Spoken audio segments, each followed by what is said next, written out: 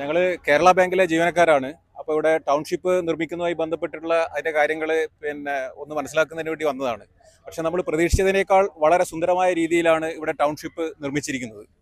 ശരിക്ക് ആ പ്രളയവുമായി ബന്ധപ്പെട്ടുകൊണ്ട് വയനാട്ടിലെ ജനങ്ങൾ ഒറ്റപ്പെട്ട ഒരു രീതിയിലായിരുന്നു. ആ ജനങ്ങളെ ചേർത്ത് നിർത്തുന്നതിന് വേണ്ടി ഇവിടെ കേരള ഗവൺമെൻറ് വലിയ രീതിയിലുള്ള ഒരു പ്രവർത്തനമാണ് നടത്തിയിരിക്കുന്നത്. കേരള ബാങ്കിനെ സംബന്ധിച്ചാണെങ്കിലും ഈ ചൂരൽമല പ്രദേശത്ത് ഞങ്ങളുടെ ഒരു ബ്രാഞ്ച് ഉണ്ടായിരുന്നു. ആ പ്രളയമുണ്ടായ തൊട്ടടുത്ത ദിവസം തന്നെ കേരള ബാങ്കിൻ്റെ ഭരണസമിതി യോഗം ചേർന്നുകൊണ്ട് അവിടെയുള്ള ആളുകളുടെ മുഴുവൻ ലോണും വായ്പകളും എഴുതിത്തള്ളുന്നതിന് വേണ്ടിയിട്ടുള്ള ഒരു തീരുമാനമെടുത്തു. അതിനുശേഷമാണ് മറ്റുള്ള ബാങ്കുകളൊക്കെ തന്നെ ഇതിലേക്ക് വരാൻ വൈമുഖ്യം കാണിക്കുകയും കേരളത്തിലെ ഹൈക്കോടതി തന്നെ കേരള ബാങ്ക് എടുത്ത ഒരു മാതൃക ചൂണ്ടിക്കാണിക്കുകയും ചെയ്തു. അതുപോലെ തന്നെ ഈ പ്രളയവുമായി ബന്ധപ്പെട്ടുകൊണ്ട് മുഖ്യമന്ത്രിയുടെ ദുരിതാശ്വാസ നിധിയിലേക്ക് ഞങ്ങളുടെ ജീവനക്കാർ ഏകദേശം 5 കോടി രൂപയോളം മുഖ്യമന്ത്രിയുടെ ദുരിതാശ്വാസ നിധിയിലേക്ക് സംഭാവന ചെയ്തിട്ടുണ്ട്. എന്തായാലും വയനാട്ടിലെ ജനതയെ സംബന്ധിച്ച് വളരെ ആഹ്ലാദപരമായ ഒരു ദിവസമാണ് ഈ വരുന്ന ഞായറാഴ്ച നടക്കാൻ പോകുന്നത്.